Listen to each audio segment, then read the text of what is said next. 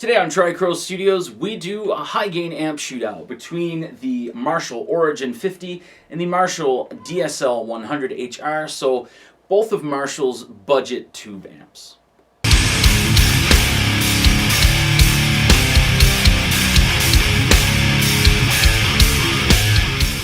Okay, so we have two sound samples here for you, and I'm going to try and wrap my head around how to kind of explain how they are.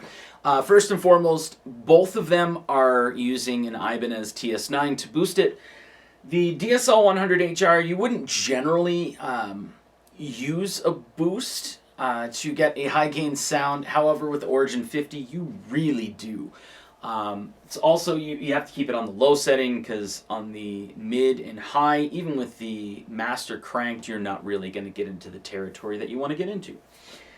So the first sound sample is more mid presence and a lot more gain than the second sound sample. As far as the Origin 50, the tilt is sitting around 430 in clock settings, and the pull boost is not engaged. The second sound sample is scooped, so both of the mids are set at noon for both amps. The pull boost is engaged, and the tilt setting itself is sitting around 9:30 or 10 o'clock.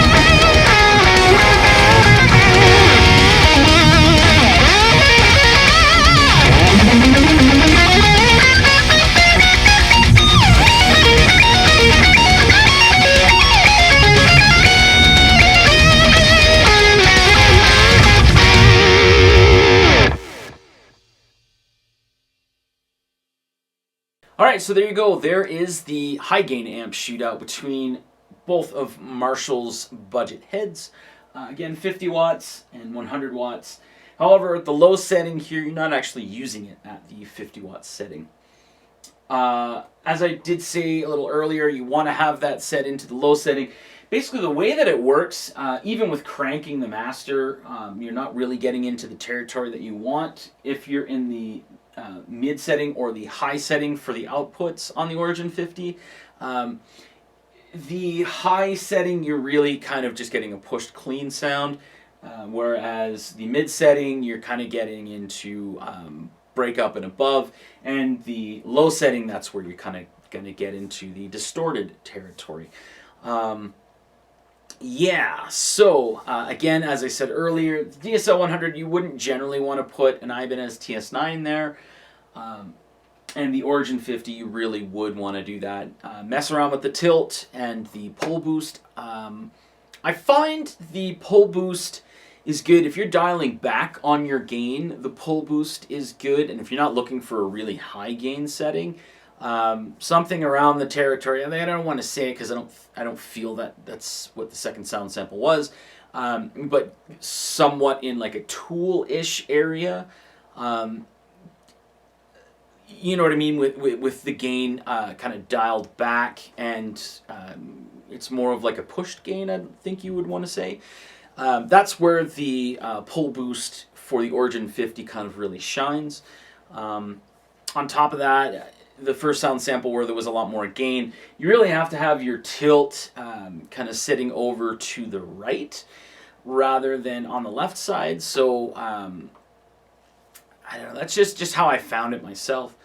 And again, you really do want to have the boost on the Origin 50. So hopefully this was helpful for you. I know a lot of people out there are usually looking for either like I don't know if I think it's the Origin 20. So either the Origin 20 or the DSL like 15 or 20 or whatever that one is in the current iteration. The Origin series I've found is, like, I found one for sale and I had to get it shipped. Luckily it was still in Canada. But everything else was like, you know what, order it now, you'll get it in about 6 months. Whereas I've had a lot of people check out the DSL 100HR videos, and they're all saying the same thing, like, you know, I can get a 100, but I can't get a 50 or a 20 or a 15 or whatever they are. There's a massive, massive, massive wait for them. So, lovely pandemic times. Hopefully this video does help you if you're trying to decide between the Origin 50 or the DSL 100. If you are looking to do a somewhat high gain setting, what I would really recommend, if you are trying to get the Origin 50, just because there's a whole bunch of benefits to it other than high gain, but if you are looking to get it in a high gain area, buy an EQ pedal, and definitely make sure that you have an overdrive in front. Even like a distortion pedal where you can kind of dial back on things, that would really help you out if you're looking to do that as well. Anyway, thanks for watching. There's going to be a whole bunch of other videos coming your way, I promise. I did take a bit of a break, but I do have a whole bunch of amps coming your way. I do have a Mark IIB that I just picked up. There is a video on that as well. I'm waiting on a Randall RD100H, so the Diavolo tube head, and as well the Randall Thrasher 120.